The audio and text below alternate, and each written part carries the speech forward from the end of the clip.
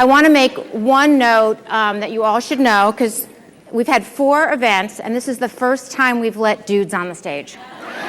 So you know that we think that they have something to say. So I want to introduce you to the co-authors of this book, Compelling People, which is a very hot book right now, and it's John Neffinger and Matthew Kohut. And with them is a friend of ours, Rachel Sklar, who has co-founded many things, former journalist, most recently TheLi.st, which is a great networking tool that you should all look up and sign up for the newsletter. So we're going to have some fun here today. This book basically, these guys advise corporate executives, politicians, on how they can be more compelling. They also have multiple sections on women and the issues that women face in trying to be more compelling in their body language and their voice and all these things. The core of their book is basically advising people how to find the balance between strength and warmth. And we know that women have a difficulty with that. So with that, I'm going to let you guys take it away, and I'm just going to be a prop like I was in the last panel. Strength and warmth. Please, tell us about it. Thank you, Lois. Well, so I'm John, and Matt, where should we start? Let's start right there. The idea behind this strength and warmth, these two concepts, is that when we meet each other for the first time, and I'm sure each of us has met a lot of people today for the first time, that's why we're all here, we pass judgment very quickly. If anybody remembers the book Blink that Malcolm Gladwell wrote, it was all about how quickly we size each other up. What he didn't answer, because nobody quite had it figured out at the time, was how we make those judgments. What are we looking for? What are the criteria? And it turns out that there are these 2 core concepts that are most of what we judge when we judge another person or when somebody judges us.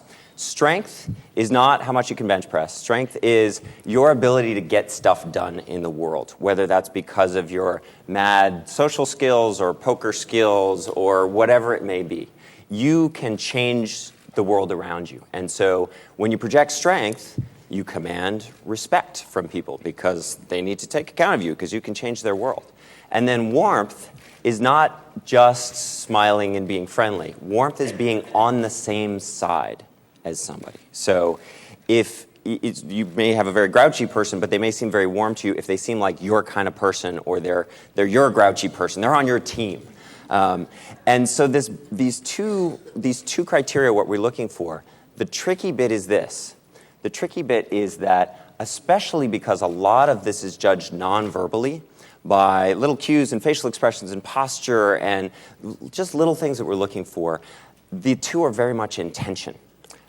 If you're more assertive, you seem stronger, but you maybe seem more like a jerk. And if you're more accommodating, you seem warmer, but you also might seem more like a pushover. And so balancing these 2 things turns out to be pretty tricky.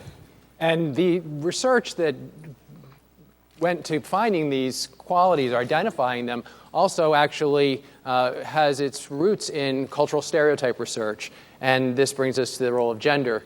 And so when you think about strength and warmth, these have presumptions to them that speak to gender. And again, these are rebuttable when you think about any individual person, any individual, but there are cultural presumptions around strength and cultural presumptions around warmth where our gender is concerned. Men are presumed to be strong. We lift heavy objects, do things that are considered to be strong. Women are presumed warm. And now we know how this goes with every individual, but these cultural presumptions attach themselves to us as part of what people see when they make these snap judgments, the same way that they make these judgments about us based on our age, based on our body type, based on our ethnicity. All these things form a composite, but we're focusing primarily on the gender effects of that stuff today. And it's, this presumption of warmth is where this conversation begins, because once a woman also shows that she is strong and assertive, that's where this tension that John was referring to comes in. And what the term that's used in the social psychology literature is a hydraulic effect. Your strength goes up, your warmth goes down. And the this is not news to anybody. You're all very familiar with the way this works, and the question is what can be done about it. And that's why I'm on the stage, because of the work that I do with women. And as a matter of fact, that work was triggered by a number of things. One of them being how Hillary Clinton was treated by the media during the 2008 election, but also my own experience being sort of a woman who was assertive and had opinions and was also a warm person. But one of the biggest triggers for me was the first time that I was told to watch my tone. How many of you have been told to watch your tone? Right.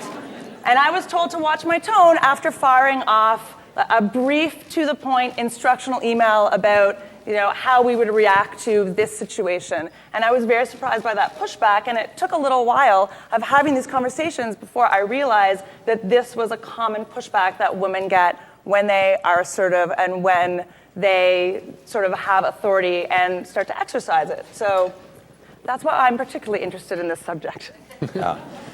How many of you know the name Heidi Roizen? Anybody know the name Heidi Roizen? Somebody, I'm sure folks in here, probably some folks know her personally as well. So she is an entrepreneur out in Silicon Valley and has been very successful. And in fact, so successful that there was a Harvard Business School success case written about her and her making her way in the world. And they teach us in business schools all over the country. And one day a professor had a thought. He was going to teach this case, and he thought, I'm going to do something interesting. He took half his class and he gave them the case. He took the other half of his class, men and women, and he gave them the case, except one thing was changed. It wasn't Heidi anymore. Now it was Howard. And all of the pronouns were changed. And so he had them all read the case. And then before the class discussion, he did a quick little survey. What do you think of this person, this Heidi-Howard person? Well, Howard, everybody loved Howard. Howard was dynamic, and he was invincible, and he was doing this great stuff, and everybody was rooting for Howard. Howard was awesome. Heidi, nobody liked Heidi. Heidi was, I don't know, take your favorite adjective. You probably heard them all before. But she did not know her place, essentially. And this was both men and women who found her to be not quite playing by the rules she was supposed to be. So if you think about that kind of sexism in strength and warmth terms, what the research shows really clearly is that when guys project just a little bit of warmth, we're nice guys. It's good. We balance. We're guys, and so we do guy stuff, but we're also nice. So a little bit of strength, a little bit of warmth, that's good. We have a nice balance. But women, what happens when you project a little strength? Right? Well, Rachel was just describing. Yeah, I don't know about that.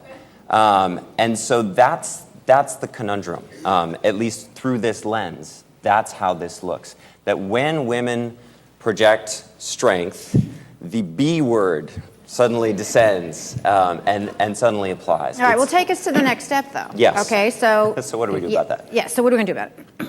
Well, so one way to think about this is to think about, rather than trying to roll back strength, absolutely, that's not the answer here. The answer is to project warmth on top of that strength. The strength has to be there. And when you think about the people who do this successfully, what you see is actively projecting strength to overcome this hydraulic effect I mentioned earlier. The strength goes up, you have to bring the warmth up as well to match it. And so when you look at the Oprah Winfrey's, the Ann Richards of the world, the people who have been doing these things successfully, who we think of as really achieving this balance of actively projecting a lot of strength and a lot of warmth, they're bringing warmth actively to the table. We actually talk about Ann Richards a lot, both because she was fantastic at this and because of one of her famous lines during her convention speech back in the day, which was she quoted the line that they said about Ginger Rogers. Everybody know this, right? Everybody talks about what a great dancer Fred Astaire was. Ginger Rogers did everything Fred Astaire did, only backwards. And in high heels, right? And so that really applies to what we're talking about here in terms of strength and warmth. You have to, you start out presumed warmer maybe, and maybe less strong. And so to overcome that, to get you out of that, you have to project some strength to be taken seriously. But then you're in danger. And so then you have to also project a lot of warmth to keep that B word away from you. So you have to essentially do twice as much as a guy does. Surprise, right? The research confirms it. So for those of us who find this depressing and who just want to, it's true. For those of us who just want to be really great at the things that we're really great at and not have to spend all that extra mental energy worried about like who we might be offending by being awesome, what are the...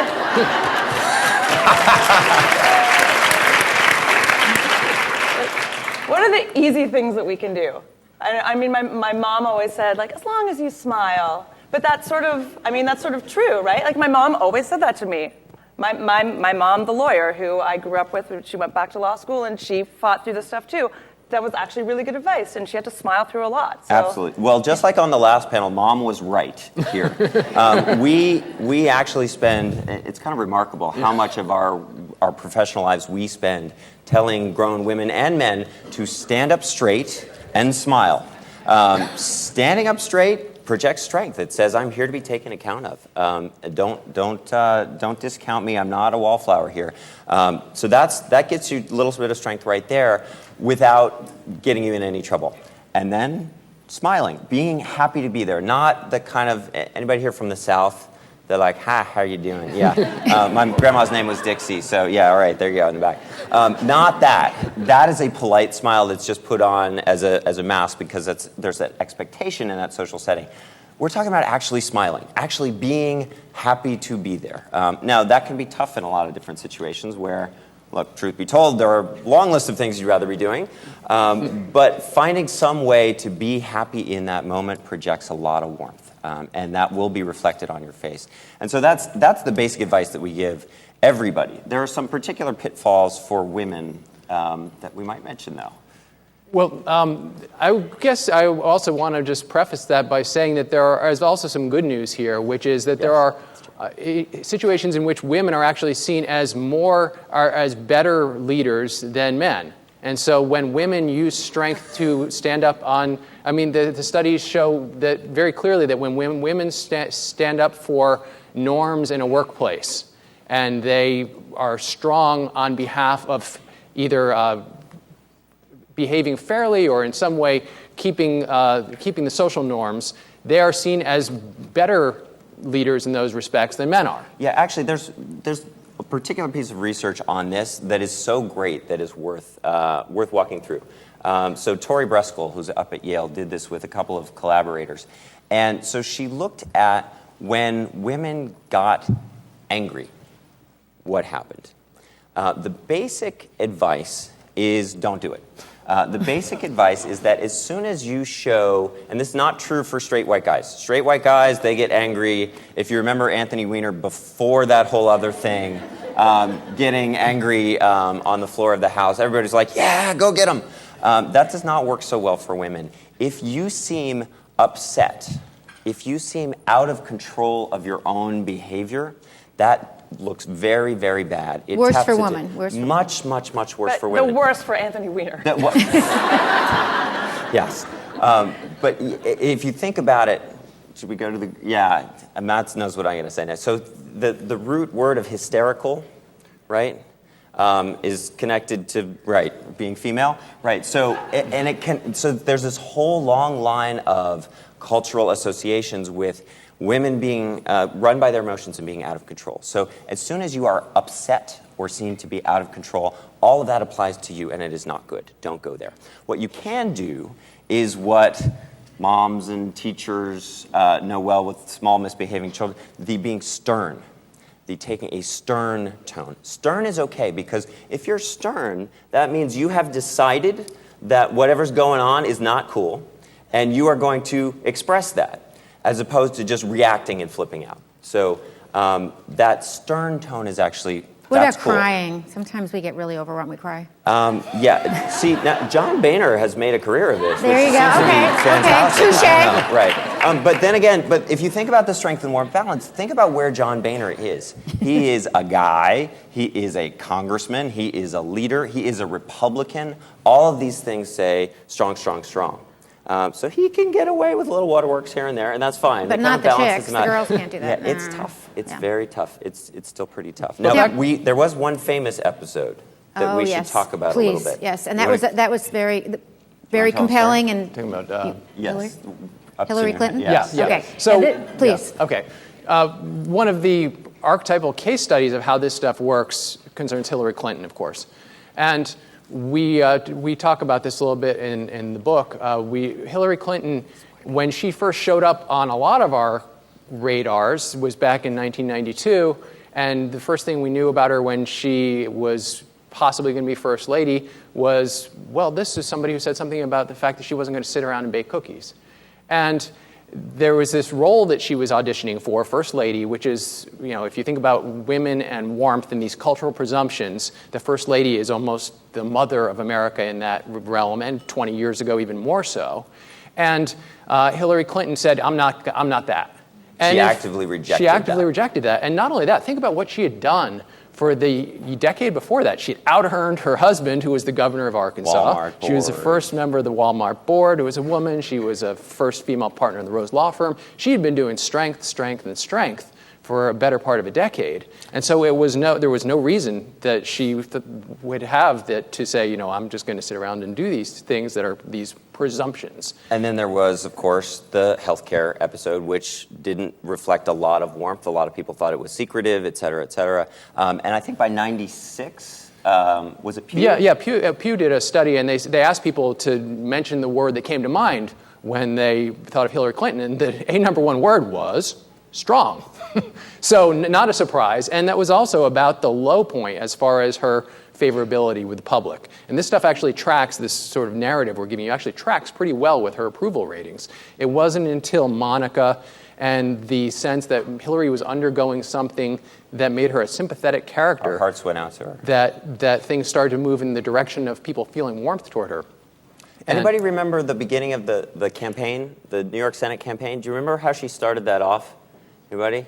The listening tour, right? So at the beginning of that campaign, she was actually very clear what her challenge was. She had to make herself warm. She had to make herself accessible. And she did that, and she succeeded. If you fast forward to 2008, after a few years of palling around with the generals on the Senate Armed Service Committee and doing a whole bunch of other strong stuff, of course, naturally, since there was this ultimate glass ceiling, there was the thought that she had to do strength again, right? She had to prove that a woman could be commander-in-chief, that we could think about a woman in that role.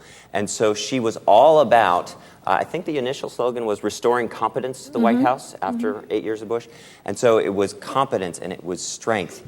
And it did not work in Iowa, at least. And so when the scene shifts to New Hampshire, I think it was the morning before. Now, hold on a second. There were no tears. Not for a few days. A misting. Didn't they call it a misting? A verklempt, a misting, something, yeah. But she choked up, and after a woman had asked her, and interesting, the question was not about politics. The question was, what's it like? How do you do it?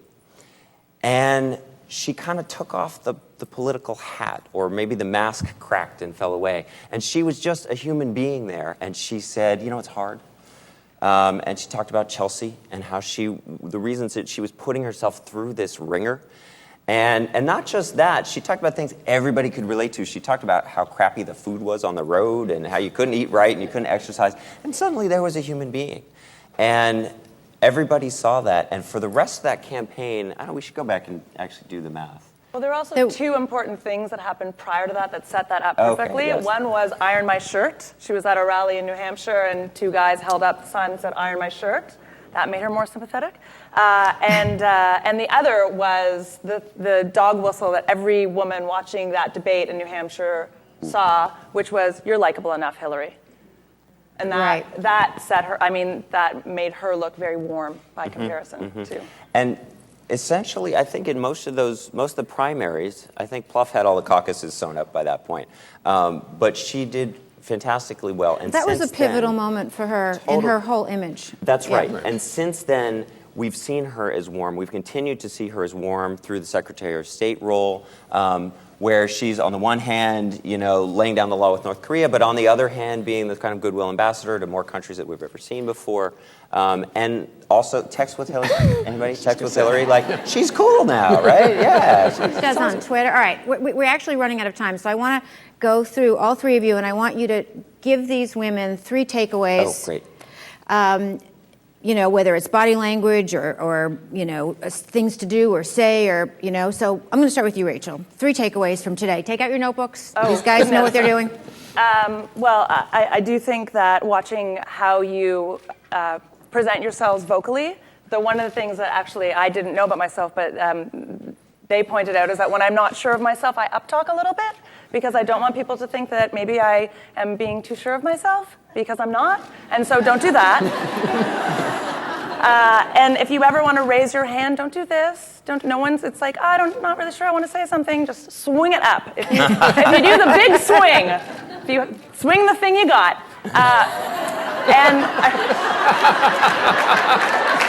No comment. I hope that was fine for C-SPAN. I love it.